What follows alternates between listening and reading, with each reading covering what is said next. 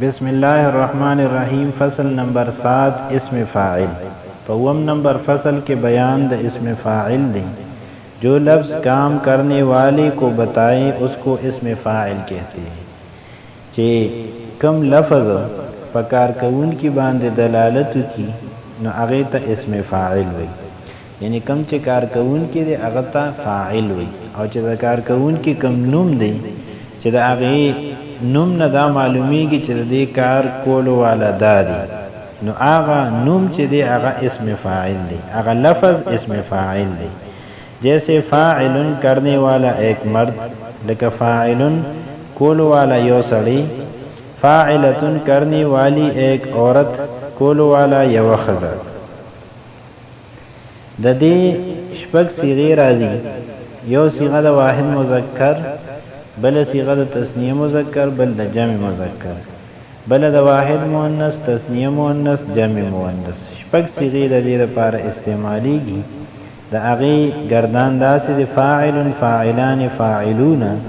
فاعلة فاعلتان فاعلات د فاعل مطلب د کرنے والا ایک مرد کولو والا یو سړی دا د واحد مذکر صيغه فاعلان کرنے والے دو مرد کولو والا دو سړي دا د تثنیه مذکر صيغه فاعلون کرنے والے سب مرد کولو والا ډیر سړي دا د جمع مذکر صيغه فاعلۃ کرنے والی ایک عورت کولو والا یو ښځه دا د واحد مؤنث صيغه فاعلتان کرنے والی دو عورتیں کولو والا دو ښځې دا د تثنیه مؤنث صيغه د فاعلات کرنے والی سب عورتیں کولو والا ډیر ښځې دا د جمع مؤنث صيغه ده قاعدہ جب ماضی 3 حرف کی ہو تو اسم فاعل کا صیغہ واحد مذکر فاعل کے وزن پر آئے گا پدې قاعده کې مصنف رحمه الله دا ذکر کوي چې د اسم فاعل د جوړولو طریقه څنګه ناغي کې تفصیل دی تفصیل پکې داسې دی چې ماضی کو دریو حرف باندې مشتمل وي لکه څنګه چې فعل دی نصر دی ضرب دی یا سمع دی دا ماضی دا پدې کې درې حروف دي نو د اغینا د اسم فاعل صيغه بعد فاعل په وزن باندې راځي د واحد مذکر لکه د نصرنا ناصرون د ضربنا ضاربون او د سمعنا سامعون اور اگر ماضی کا پہلا صیغہ 3 حرف سے زیادہ ہو او که چرته کې د ماضی لومبنه صیغه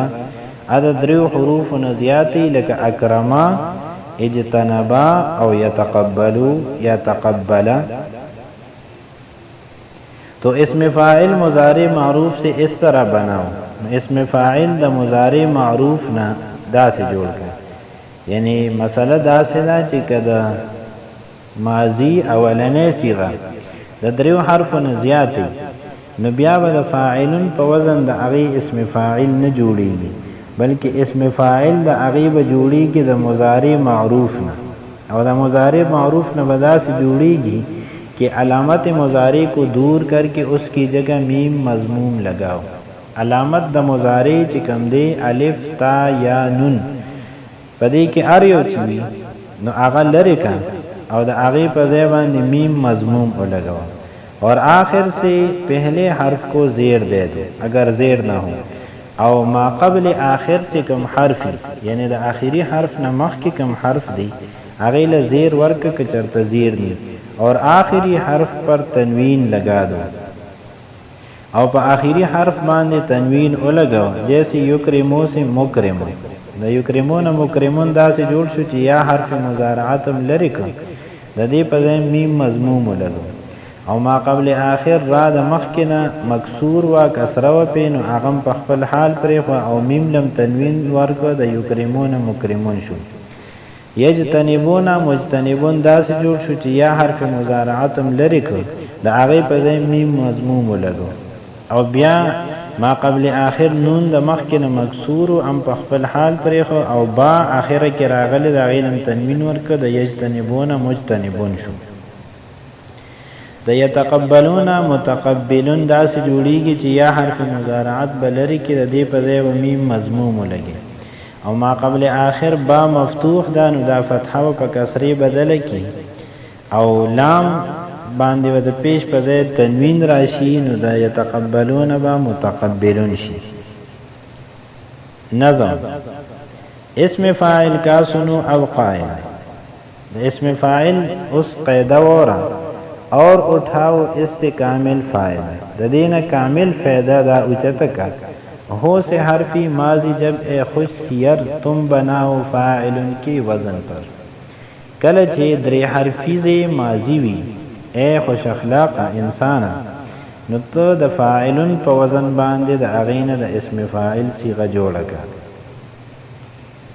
حرف اسم گر ہو زائد 3 سے اسم فاعل فر مضارع سے بنی کچرته کې پدې کې د دریو نه زیات حروفي نو بیا به اسم فاعل د مضارع نه جوړیږي. څنګه